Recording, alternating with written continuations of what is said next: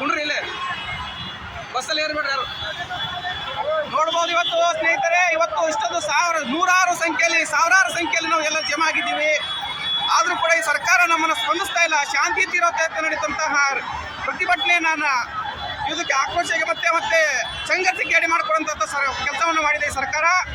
ಈ ಸರ್ಕಾರಕ್ಕೆ ನಮ್ಮದು ಧಿಕ್ಕಾರ ಇಲ್ಲ ಅಂತ ಹೇಳ್ಕೊತಿದ್ದೀವಿ. ನೋಡಿ ಕಾಣ್ತಾ ಇರ್ಬೋದು, ಇಲ್ಲಿ ಪೊಲೀಸರು ಯಾವ ಥರ ನಿಂತಿದೆ ಅಂದರೆ ಸರ್ಪಗಾವಲಾಗಿ ನಮ್ಮನ್ನು ತಡೆಯುವಂಥ ಕೆಲಸ ಮಾಡಿದೆ. ಈ ಸರ್ಕಾರಕ್ಕೆ ಯಾಕೆ ಅರ್ಥ ಆಗ್ತಾ ಇಲ್ಲ? ನಮ್ಮ ಅಳಿಲು ನಾವು ಕೊಡ್ಕೊತಾ ಇದ್ದೀವಿ. ನಾವು ಯಾವುದೇ ಕಾರಣದಂಥ ಹೋರಾಟ ಮಾಡ್ತಾ ಇಲ್ಲ.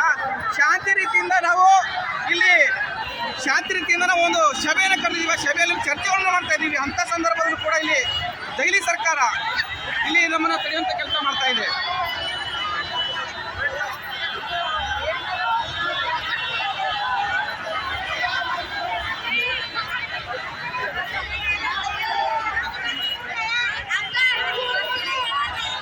ಹೋಗಲ್ಲ ಬಸ್, ಅದು ಹೋಗಲ್ಲ ಬಸ್.